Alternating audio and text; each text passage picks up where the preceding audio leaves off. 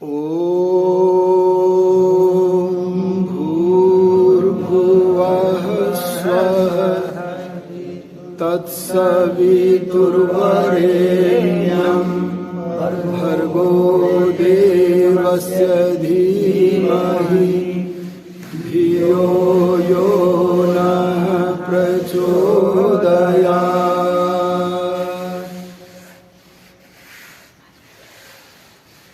आर्य समाज आत्मानंद धाम बिजनौर की वैदिक संगोष्ठी में समागत पवित्र आत्माओं,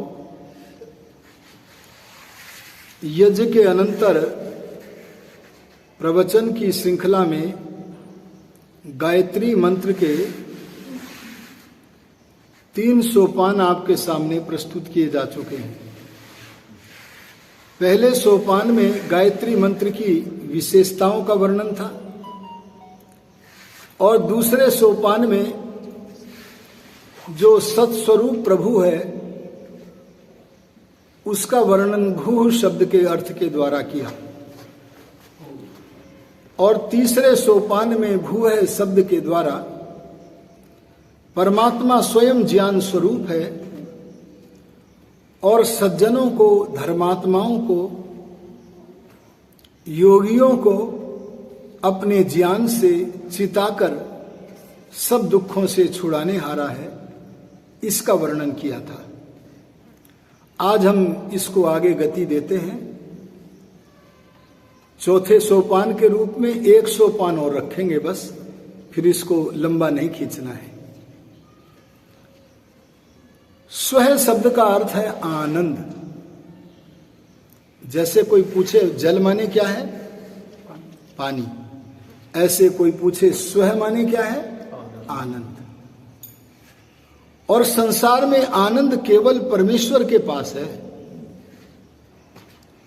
जड़ वस्तुओं में आनंद नहीं है। हां, सुख तो है, जो इंद्रियों से मिलता है वह सुख तो है।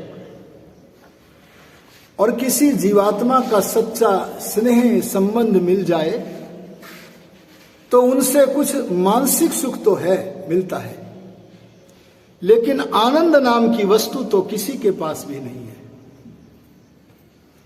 एक सज्जन ने मेरे से पूछा, क्या दयानंद में आनंद है या नहीं है? तो मैंने कहा, नाम में भी आनंद है और उनके जीवन में भी आनंद था। तो कहने लगे, जब दयानंद योगी में आनंद है तो राम दयानंद की ही उपासना क्यों न करें?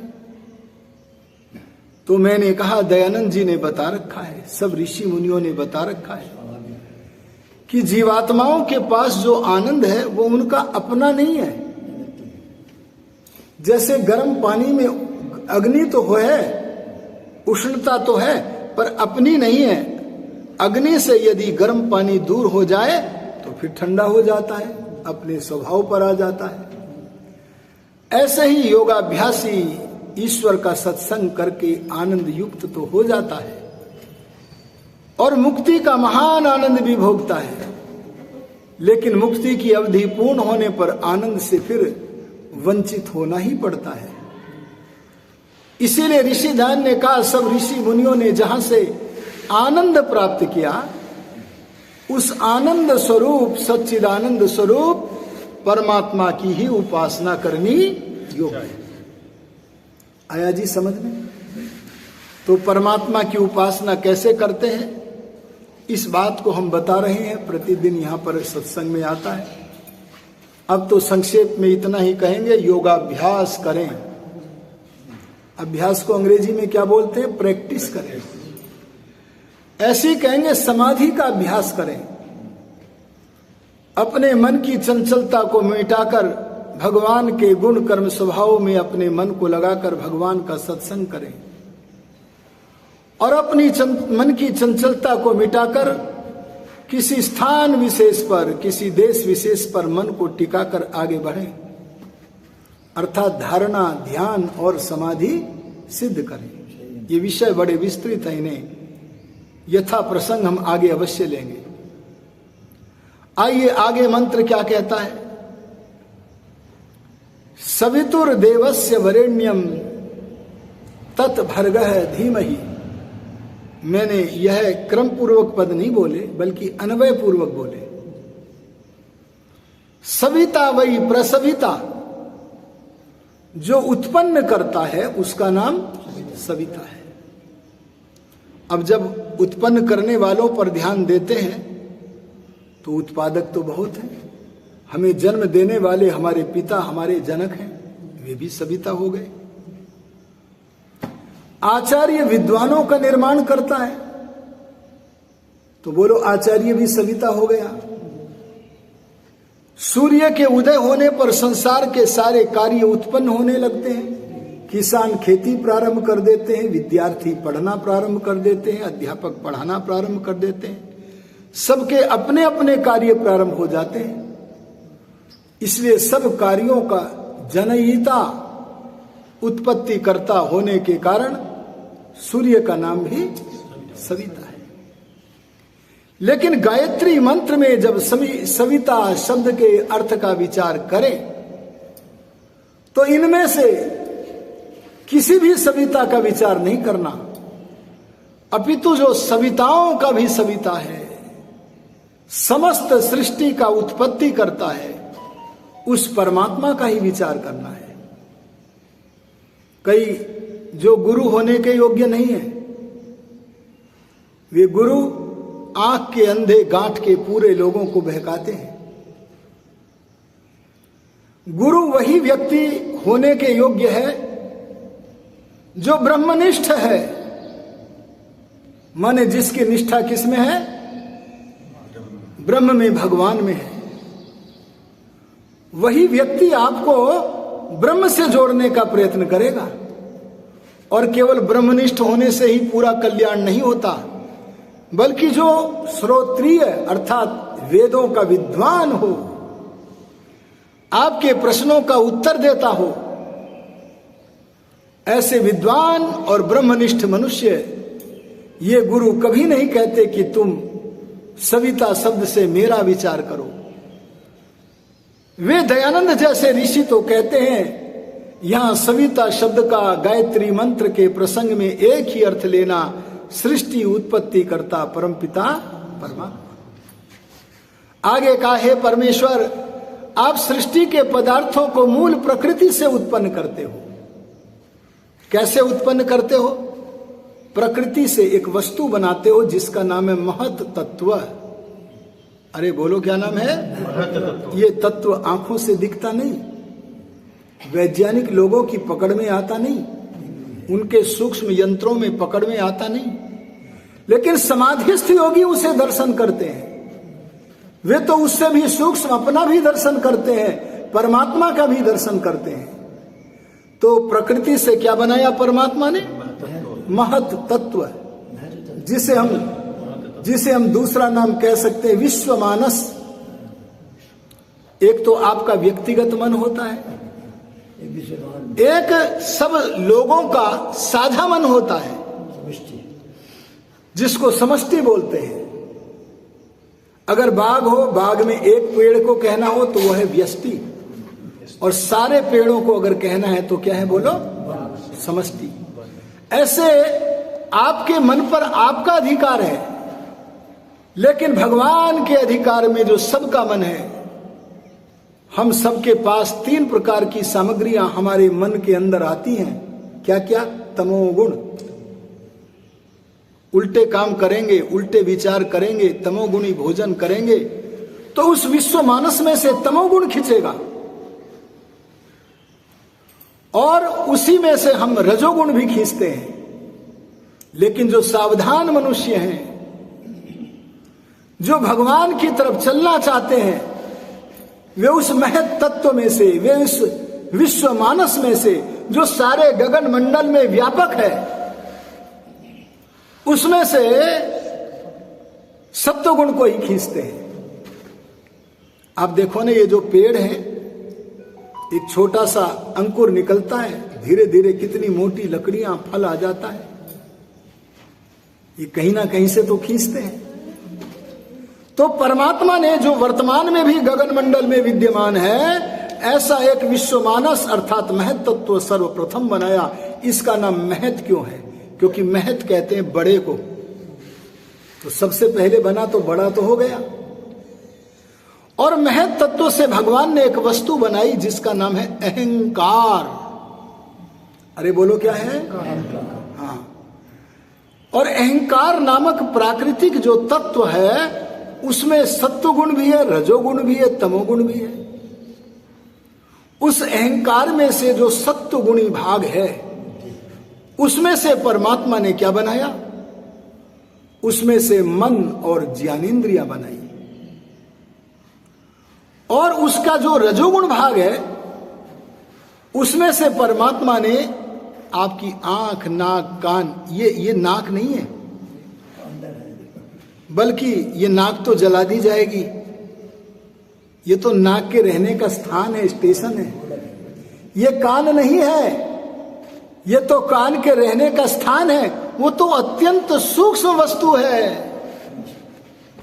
जब आत्मा इस रथ को छोड़ करके जाएगा तब प्राण समेत सारे सूक्ष्म शरीर को लेकर के अगले जन्म में जाएगा। उसमें ये अंतःकरण भी है, कर्मेंद्रियां भी है।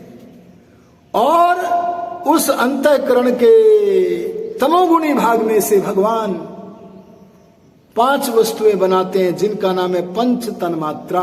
अरे बोलो क्या है? पंच तन्मात्रा। इसका विस्तार में वर्णन तब करेंगे जब हम सृष्टि उत्पत्ति विषय पर बोलेंगे। आप आओ, कभी हमें अपना विषय भी दे सकते हो तो हम उसी विषय पर प्रवचन करेंगे यहां। तो परमात्मा ने सृष्टि कैसे बनाई ये पूछो नाम से। अरे परमात्मा प्रलय कैसे करता है? जैसे मानो आपका घर पुराना पड़ गया हो तो आप घर को ढाते कैसे? बच्चा पूछ बैठे तो बताओगे कि ना बताओगे? इसी तरह परमात्मा प्रलय के समय पर संसार का प्रलय कैसे करता, इसे पूछो, यहां समाधान प्राप्त करो।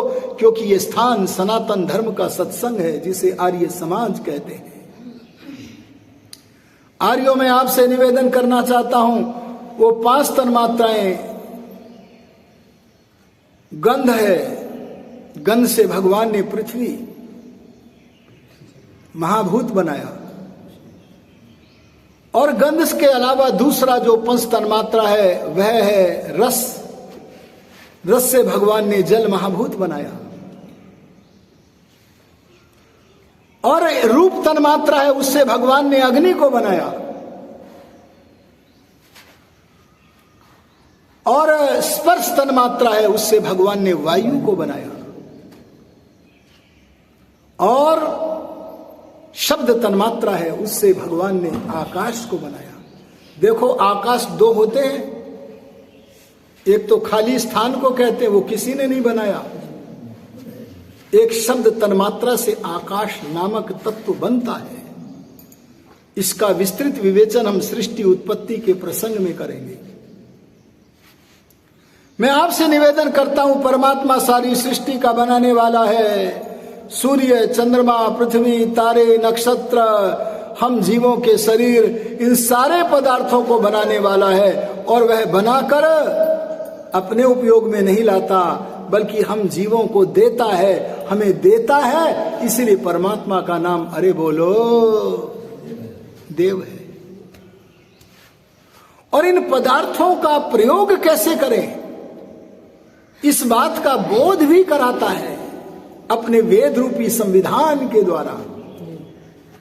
और यही संविधान परमात्मा का इस पृथ्वी पर है तो अन्य लोकांतरों में भी यही है। और पहले की सृष्टियों में भी यही था, आगे भी यही है। यही तो कारण है हिंदू अपने मरने के सारे ढंग कर रहा है, लेकिन फिर भी इसका पूर्णतया विनाश नहीं हो रहा है। क्योंकि इसके पीछे भगवान भी है, क्योंकि हिंदुओं में सज्जन भी तो हैं।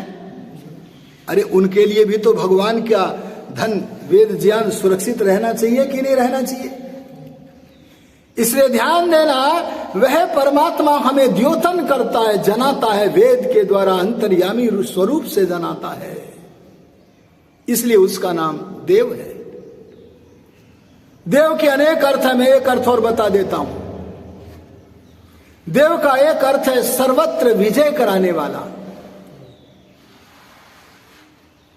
अगर हम तप और पुरुषार्थ करते हैं तो हमारी जो जन्म जन्मांतर की वासनाएं हैं, क्यों जी, हम मन में विद्यमान उन गंदी गंदी वासनाओं के ऊपर विजय प्राप्त करना चाहते हैं कि नहीं? चाहते हैं, पर वह लड़ाई अंदर करनी पड़ती है। बाहर वाले को कहना पड़ता है तंग मत करो, मैं अंदर लड़ाई लड़ रहा हूं, घमासान मची हुई है, महात्मा बनना चाहता हूं, भगवान को प्राप्त करना चाहता हूं, मेरा मन इतना शुद्ध नहीं है अभी कि तुम्हारे कोलाहल से वह शांत बना रहे। ध्यान देना, ऐसा व्यक्ति जो अपनी वासनाओं की जड़ों को उखाड़ने का प्रयत्न कर रहा है वह सर्वत्र विजय कराने हारा है। इसलिए उसका नाम बोलो क्या है? देव। सवितुर्देवस्य वरेण्यम। जैसे शिष्य गुरु का वरण करता है, जैसे कन्या पति का वरण करती है, उसी तरह संसार में जो सबसे बड़ा वरेण्य है,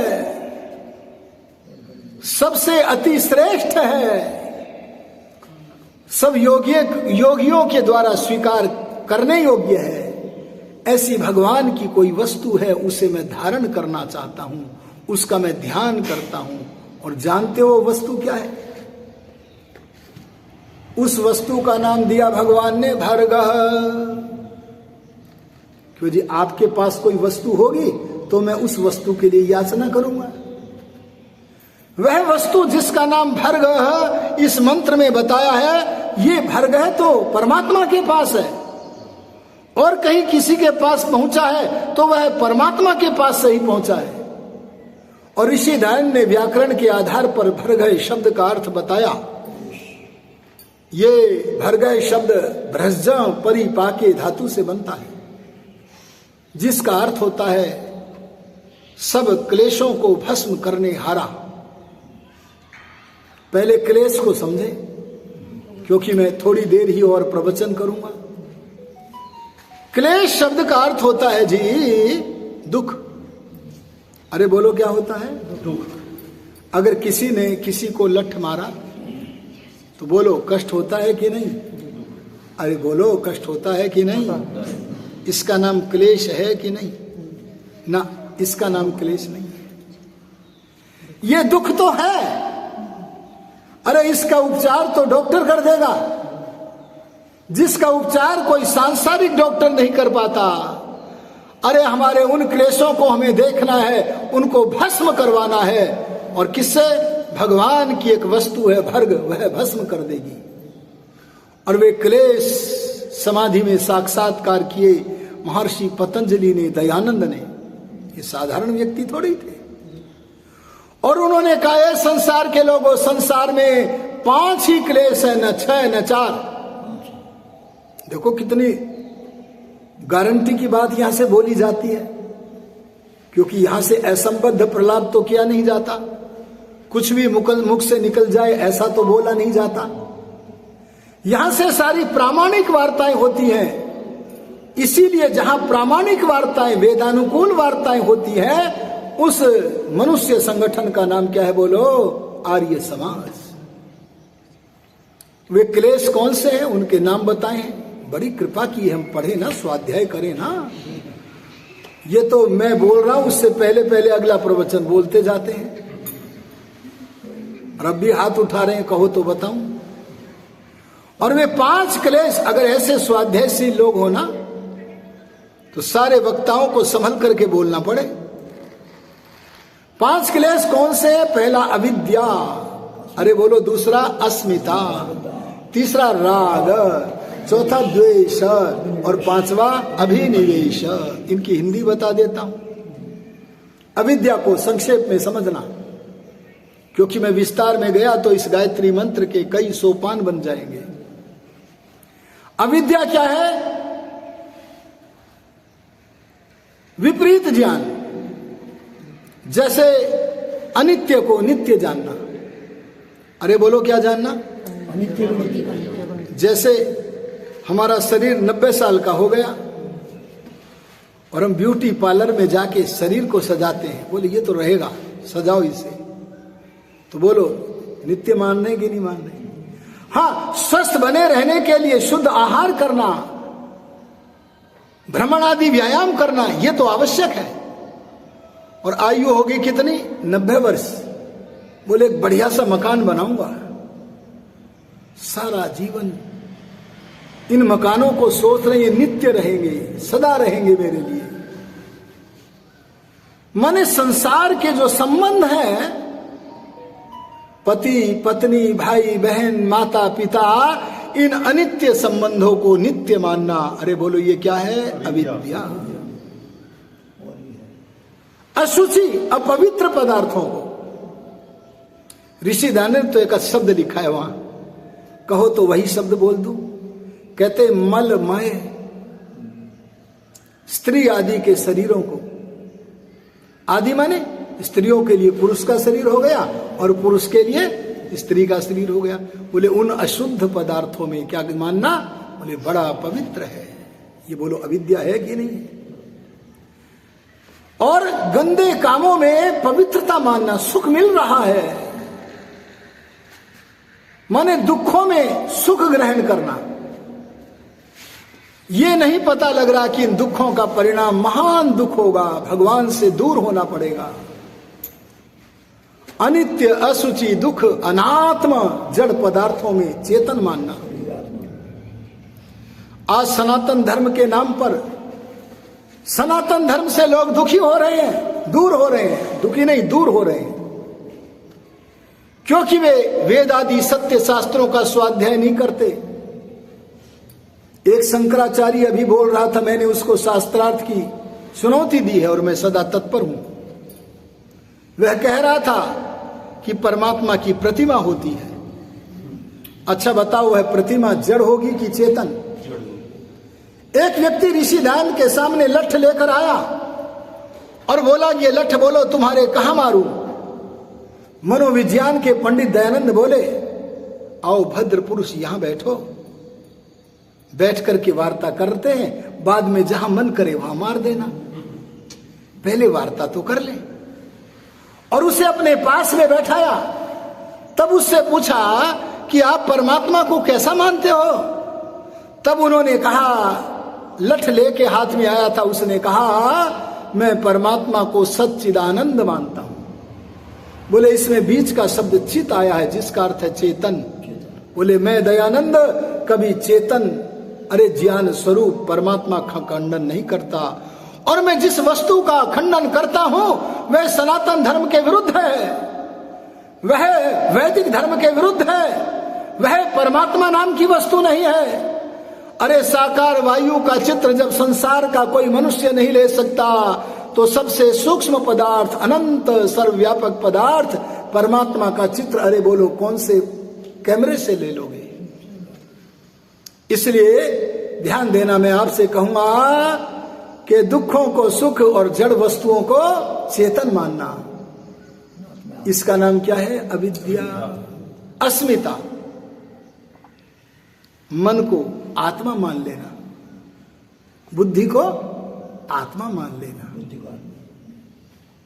जो हमारी दर्शन शक्ति है, जिससे हम मार्ग देखते हैं, उसको आत्मा मान लेना। अरे बुद्धि तो प्राकृतिक, प्रकृति निर्मित वस्तु है, आत्मा अलग है, इसका साक्षात्कार हमें समाधि में होता है। लेकिन इनको एक रूप में मानना, बुद्धि को और आत्मा को, अरे बोलो इसका नाम क्या है? अस्मिता। राग, आपके प्रति कर्तव्य का पालन करना मेरा धर्म है, मेरे प्रति आप कर्तव्य का पालन करें, ये आप सबका धर्म है। अरे बोलो है कि नहीं? हम सुखियों से मित्रता करें, अरे दुखियों से करुणा करें, पवित्र आत्माओं के प्रति प्रसन्न हो, और जो दुष्ट लोग हैं उनके प्रति उपेक्षा करें। पर राजनीति के नियम दूसरे हैं, वहां दुष्टों पर बुलडोजर चलाना भी बहुत जरूरी है। इसलिए मैं आपसे निवेदन करता हूं, अस्मिता को समझे, राग को समझे, एक दूसरे के प्रति कर्तव्य का पालन करें, पर राग न करें, नहीं तो रोना पड़ेगा। और जैसे राग क्लेश है भीतर का, ऐसे द्वेष भी क्लेश है। और द्वेष के साथ मृत्यु का डर। यह मृत्यु का डर धनवान को भी होता, निर्धन को भी होता है, बलवान को भी, निर्बल को भी, विद्वान को भी, अज्ञानी को भी। बोलो, सबको होता है कि नहीं? ये बाहर का दुख है कि अंदर का? ये अंदर का है। लेकिन कोई ऐसा भी होता जिसको नहीं होता है। राम प्रसाद बिस्मिल को नहीं था। वे गलफास भवन में, अर्थात फांसी की कोठरी में अपना जीवन चरित्र लिख रहे हैं। और कई जगह लिखते, मैं चाहता तो भाग जाता, लेकिन मैंने अमुक अमुक व्यक्तियों पर दया की और मैं भागा नहीं। आप अगर फांसी की कोठरी में लिखे हुए पुस्तक राम प्रसाद बिस्मिल के जीवन चरित्र को पढ़ें तो आपको महान लाभ प्राप्त होगा, मैं प्रेरित करता हूं। और मृत्यु का भय दयानंद जी को नहीं था। क्या कहते हैं?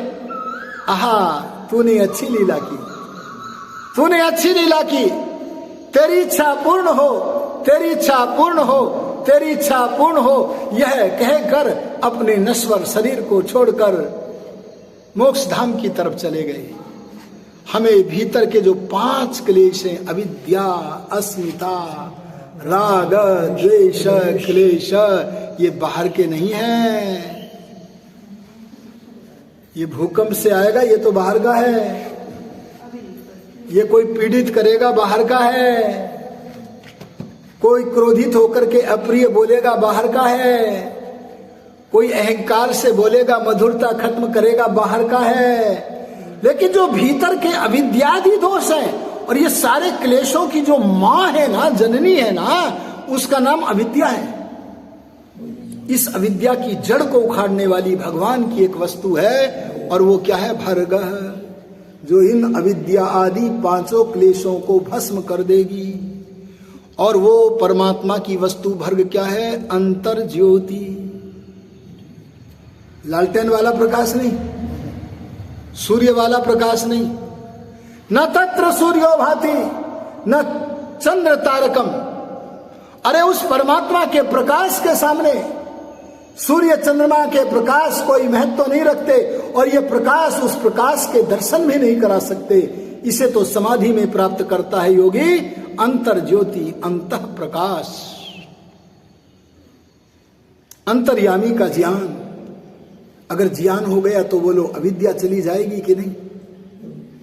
अरे इतनी चली जाएगी कि कृष्ण के शब्दों में आप ये बोलने लगोगे, बहूनि में व्यतीतानि जन्मानि तव चार्जुन तान्यहं सर्वाणि वेत्था न त्वं परंतप।